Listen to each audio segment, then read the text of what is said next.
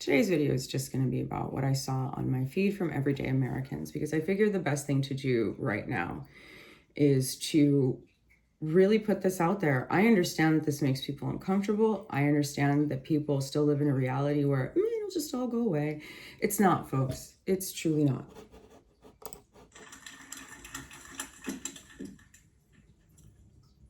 Okay, am I good? Am I close? Okay. Hi, my name is Jason Hill. I'm a resident of Jackson. I work at Jackson High School. Every day I go to work and I hear stories of kids being afraid to go to school. Children being afraid to go to school.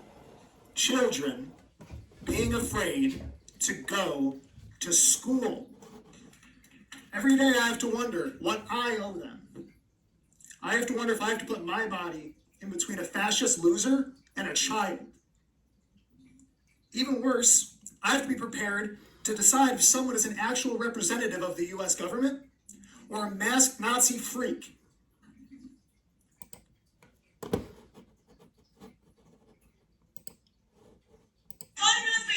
So what you're saying is, due to the fact that you guys are state or municipal agencies, you are not under the United States Code Title 18, 241, 242, duty under the code law, which requires all law enforcement This is California, folks. To verify a warrant and ensure that due process rights under the Constitution, Amendment number 4, are not being violated. What you are saying is, as a peace officer of this state and a person that serves this community, you don't have the authority to follow the U.S. law and the U.S. code? Is that what you're saying? Because that's what it sounded like to everyone here. What I am saying is that we are not going to intervene in a federal law enforcement operation. Period. You are going to violate the United States. Yeah. Because there's torture in that facility.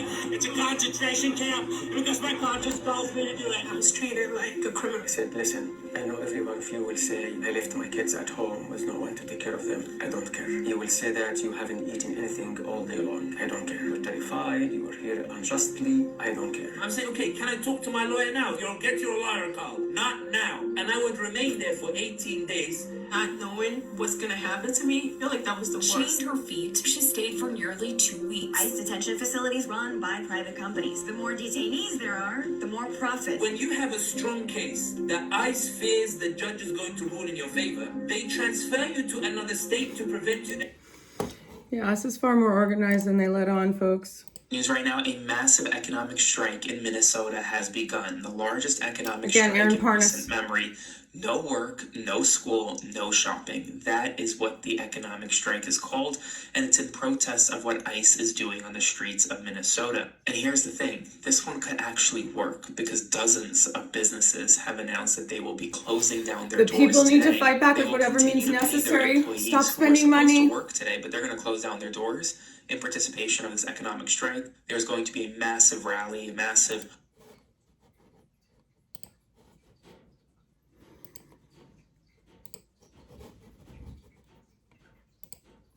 Away from my house, which I'm racing back to. They are going door to door. I just stopped and picked up a neighbor kid who is, In case you don't believe me.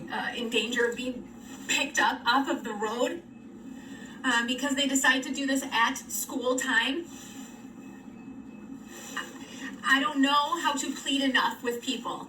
This is happening. This is happening. They are stealing people.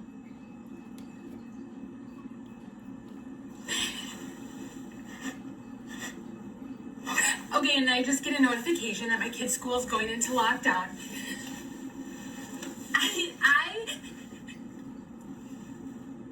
If you are out there right now acting like everything's totally fine, you're just gonna like go get a massage or like go out to brunch with some friends, you need to stop. You need to open your eyes because the reality of what is happening is atrocious. And don't give me some bullshit like, well, if you follow the law.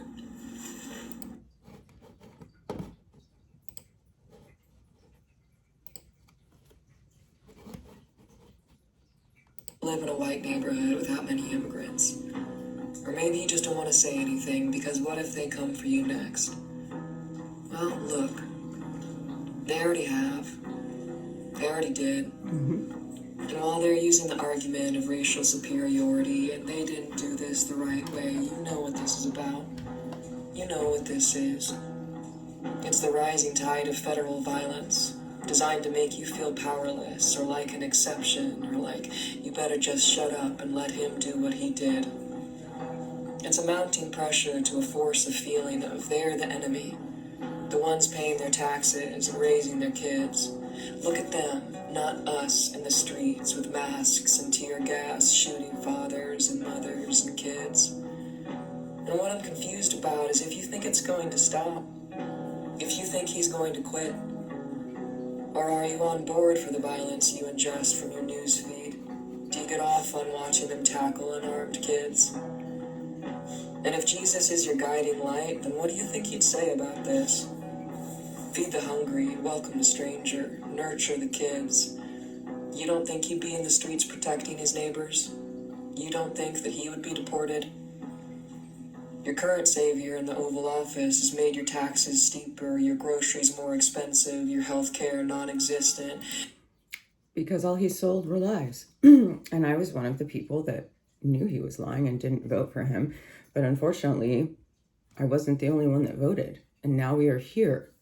And so I show things like this because, you know, I see comments and every now and again, there are some hateful, and it's like that woman said, don't give me some, you know, ridiculous statement because you just need to be steadfast in your hatred. Perhaps America needs to fall. Perhaps these people all really need to lose their soybean farms and what's left of the resources they once had with food stamps and Medicare, for this country to completely fall so that all of us are aware of the damage that has been done. Because it's still so, you know, you look in Iran right now, you look in Gaza, you look in those countries and those people are in the streets. Some of our people are in the streets, but then some of our people, a friend of mine, one of the gals that runs a restaurant, the employee was posting, kind of like me, just everything that they were seeing, all the ICE stops, everything. And the boss says, you know, I just wanted to check in on your mental health. You know, it just didn't seem all right. Because she felt uncomfortable.